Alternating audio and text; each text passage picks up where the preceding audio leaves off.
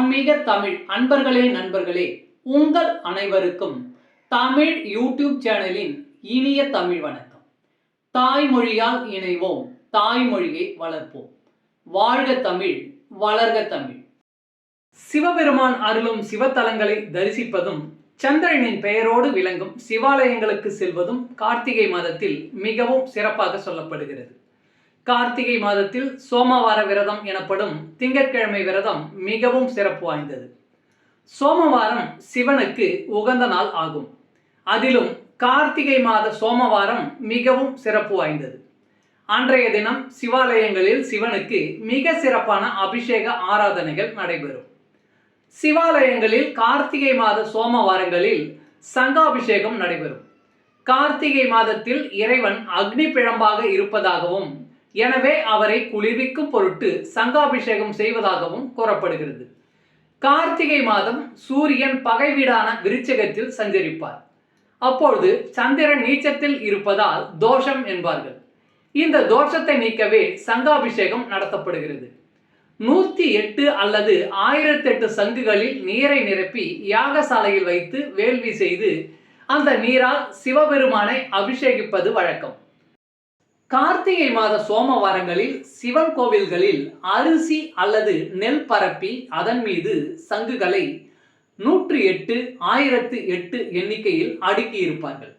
சங்காபிஷேகம் செய்வதற்கு பெரும்பாலும் வலம்புரி சங்குகளை மட்டுமே பயன்படுத்துவார்கள். சில இடங்களில் வலம்புரி, இடம்புரி சங்கு என 2 விதமான சங்குகளை பயன்படுத்துவது உண்டு. இவற்றில் வலம்புரி சங்கு என்பது சிவபெருமானையும், இடம்புரி சங்கு என்பது பார்வதி தேவியையும் குறிப்பதாகும். சங்குகளில் நீர் ஊற்றி அதன் மீதன் மலர்கள் வைத்து மந்திர ஜபம் செய்து பூஜைகள் நடத்தப்படும். மாவிலை, தர்ப்பை, கூர்ச்சம் ஆகியவற்றை மந்திர ஜபம் செய்து சங்குகளுடன் வைப்பார்கள். சங்குகள் என்பவை புனிதம் வாய்ந்ததாகும். இது கடலில் இருந்து தோன்றுவதால் மகாலட்சுமியின் அம்சமாக கருதப்படுகிறது. அதேபோல் நீர் என்பது புனிதமானதாகும். இவை இரண்டுமே மந்திர சக்திகள், தெய்வீக தன்மை, நேர்மறை ஆற்றல்கள் ஆகியவற்றை ஈர்க்கும் தன்மை கொண்டவை. சங்கில் நீர் நிரப்பி மந்திரங்கள் சொல்லப்படும் போது சங்கு மற்றும் நீரின் புனித தன்மை அதிகரித்து சாநியத்தை அடைகின்றன. சிவபெருமான் அக்னி வடிவமானவர். அதனால்தான் அவர் ஜோதி வடிவமாக காட்சி தந்த கார்த்திகை மாதத்தில் தீப திருவிழா நடத்துகிறோம். மிகவும் சாநித்தியம் கொண்டிருக்கும் சங்கும் அதில் நிரப்பப்பட்டு மந்திர சக்தி மிக்க தீர்த்தம் ஆகியவற்றை கொன்று அபிஷேகம் செய்யும் போது சிவபெருமானின் மனமும் திருமேனியும் குளிர்ந்துவிடும். இதனால் தன்னுடைய அருட்கருணையால் இந்த பூமியை மழையால் ஈசன் குளிர செய்வார். நம்முடைய வாழ்விலும் குளுமையையும் செழிப்பையும் ஏற்படுத்துவார் என்பது நம்பிக்கை. சிவபெருமானுக்கு கார்த்திகை சோமவாரத்தில் நடக்கும் சங்காபிஷேகத்தை தரிசிப்பதே பெரும் புண்ணியமாகும். இந்த சங்காபிஷேகத்தில் கலந்து கொண்டால் வீடு, மனை, வாகனம், திருமணம், குழந்தை பிறப்பு, வேலை, தொழில் என எந்த விதமான தடைகள் இருந்தாலும் அது நீங்கிவிடும் என்பது நம்பிக்கை. அதேபோல் சந்திரனுக்குரிய தினத்தில் சிவனின் மனதை குளிர செய்தால் நம்முடைய மனதில் இருக்கும் கவலைகள், குழப்பங்கள் தீரும். சந்திரனால் ஏற்படும் பாதிப்புகள் நீங்கும் என்பது ஐதீகம். சிவபெருமான் அபிஷேக பிரியர். அதுவும் சங்கால் செய்யப்படும் அபிஷேகம் மிகவும் சக்தி வாய்ந்தது. சங்காபிஷேகத்தை நேரில் காண சகல செல்வங்களும் கிடைக்கும் என்பது ஐதீகம். கார்த்திகை மாதத்தில் வரும் திங்கட்கிழமைகளில் சிவனை வில்வ இலைகளால் அர்ச்சித்து வழிபட வறுமை நீங்கி லட்சுமி கடாட்சம் பெருகும். சிவனின் அருளால் செழிப்பான வாழ்வை பெறலாம். கார்த்திகை சோமவாரங்களில் விரதம் இருந்து ஒரு பொழுது மட்டும் உண்டு விரதத்தை கடைபிடிக்க நோய்கள் நீங்குவதுடன் வாழ்க்கை துணை சிறப்பான முறையில் அமையும். தம்பதியரின் ஒற்றுமை ஓங்கும். பிரிந்த தம்பதியினர் ஒன்று சேர்வார்கள். குழந்தை பாக்கியம் கிட்டும். ஆயுள் விருத்தி அடையும் என்று கார்த்திகை மாத ஈசனின் வழிபாட்டை சிறப்பித்து கூறப்படுகிறது. இந்த சோமவார விரதத்தை வாழ்நாள் முழுவதும் அல்லது 12 ஆண்டுகள் தொடர்ந்து கடைபிடித்தாலோ அனைத்து வளங்களையும் பெற்று வாழலாம். இயலாதவர்கள் கார்த்திகை மாதத்தில் வரும் திங்கட்கிழமையிலாவது இந்த விரதத்தை அனுஷ்டிப்பது நல்லது.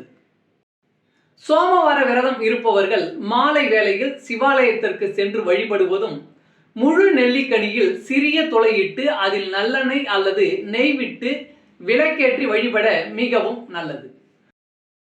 சோமவார விரதத்தை கடைபிடித்துதான் சந்திரன் சிவபெருமானின் தலையில் விளங்கும் பேறு பெற்றார்.